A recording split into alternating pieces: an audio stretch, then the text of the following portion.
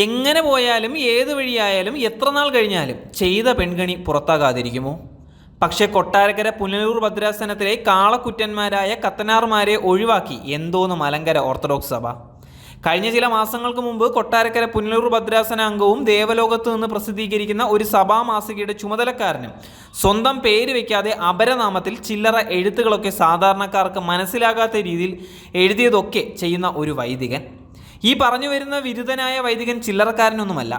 ഭദ്രാസന മെത്രാന്റെ ഉപദേശ സമിതിയായ ഭദ്രാസന കൗൺസിൽ അംഗം കൂടിയാണ്.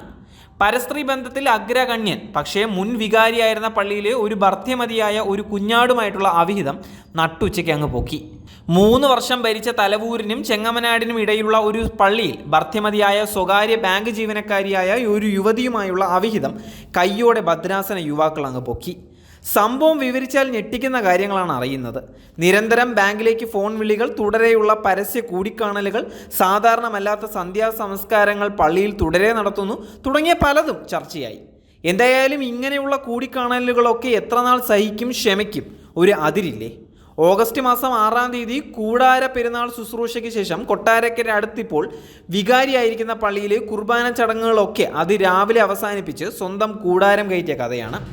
ഈ ശുശ്രൂഷ കഴിഞ്ഞ് ധൃതിയിൽ വരുന്ന വഴിയിൽ വെച്ച് തന്നെ മുൻ വികാരിയായിരുന്ന പള്ളിയിലെ കുഞ്ഞാടിനെ മുൻ നിശ്ചയപ്രകാരം സ്വന്തം കാറിൽ കയറ്റി വീട്ടിലെത്തിച്ചു. ദോഷം പറയരുത്, പാവം കൊച്ചമ്മ പത്തനാപുരത്ത് ഒരു സ്കൂളിലായിരുന്നു.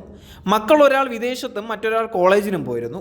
ഹൈക്കോടതി വിധിപ്രകാരം കാറിൻ്റെ ഗ്ലാസ് കടുത്ത സൺഫിലിം ഉപയോഗിക്കരുത് എന്നൊക്കെ നിയമം ഉണ്ടായിട്ടും അതൊക്കെ പരിഹരിക്കത്തക്ക ക്രമീകരണമൊക്കെ കാറിനുണ്ടായിരുന്നു. എന്തിനേറെ, ഈ കാറിൽ അസമയങ്ങളിൽ ചില സ്ഥലങ്ങളിൽ വീഡിയോ കോൾ ചെയ്യുന്ന കാര്യം പല വാട്സാപ്പ് ഗ്രൂപ്പുകളിലും ചർച്ചയായിട്ടുണ്ട്.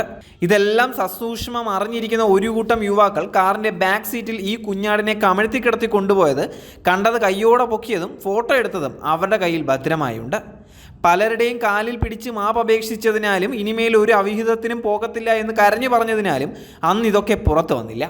കൂടാതെ ഇരു കുടുംബങ്ങളിലെ നിർദോഷികളായ മക്കളെയും വിദേശത്തുള്ള ഭർത്താവിനെയും പാവം കൊച്ചമ്മയും ഓർത്ത് സൈലൻ്റ് ആയിരുന്നിട്ടും വീണ്ടും ഈ കത്തനാർ പഴയ പണിയും പുതിയ മേച്ചിൽപ്പുറവും തേടുകയാണ്.